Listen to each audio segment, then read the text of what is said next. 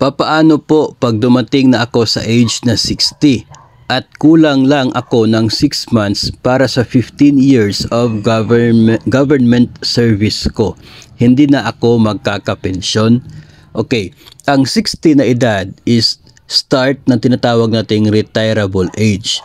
Pero hindi po iyon ang ating mandatory age para magretiro. 65 po yung mandatory. Na kung kailan, kapag 65 ka na, dapat ka na talagang mag-retire. Sa case na ito, kung 60 ka pa lamang at kulang ka ng 6 months, huwag ka muna mag-retire pag edad mo ng 60. Pwede ka pa namang magserbisyo hanggang 61 ka o kaya ay 62. Or kahit kukumplituhin mo lamang yung 15 years na service mo bago ka mag-retire. No, bali 60 and half, no, yung mangyayari dyan. Pero you are not required naman na mag-retire at the age of 60, especially kung nakikita mo na kulang pa yung 15 years na requirement.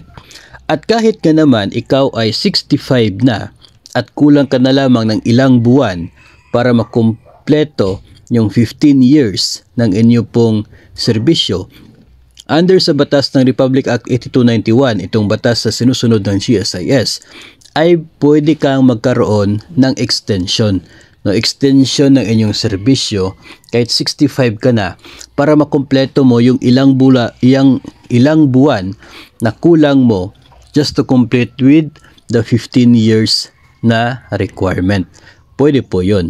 Allowed po yun. No? Basta wag lang sigurong umabot ng 1 taon.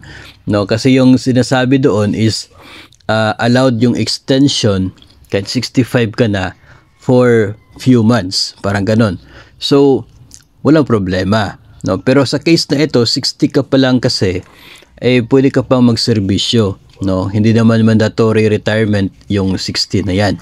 And kasalukuyan ay, although may mga bills na gustong gawing 60 yung mandatory retirement, pero hindi naman po yun na pag-uusapan. Yung kasalukuyan po kasi, yung retirable age na 60, gusto gawing 56. Pero yung mandatory retirement pa rin ay nananatili at the age of 65. So, ganun pa rin. Wala pang naging movement or discussions tungkol doon sa babaan itong mandatory retirement na gawing 60. Siguro mangyayari yon if ever na mag-isabatas na yung 56 bilang retirable age. Baka pwedeng babaan nila yung 65 at gawin na lamang nilang 60. Pero hindi pwede na mauuna yung mandatory age na 60 at saka mahuhuli itong optional retirement na 56. No? So walang problema po dyan. Extend nyo na lamang po muna yung serbisyo ninyo para makompleto yung 15 years na requirement.